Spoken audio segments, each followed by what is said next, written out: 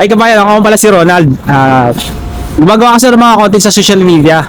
Okay lang po ba i-pictures ko kayo sa content ko?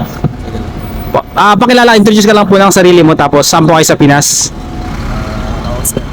Kobe Perez. So, saan po kayo sa Pinas, sir? Pampanga. Pampanga. Tapos, ano sir? Halimbawa sir, bibigyan kayo ng chance na manalo ng 1,000,000 dirham. Ano pong gagawin nyo at bakit? Pero siyempre, marami ka na magagawa sa Pinas. So, siyempre, for business na. For business? Ano na rin, pagawa ng bahay. For family purposes lang. Okay po. Bakit po for business yung naisip nyo na ano?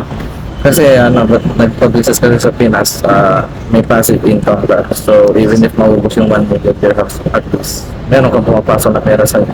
So, yung 1 million na ginastos mo for businesses, babalik lang sa'yo if meron ka ng upcoming business na ginawa sa Pinas.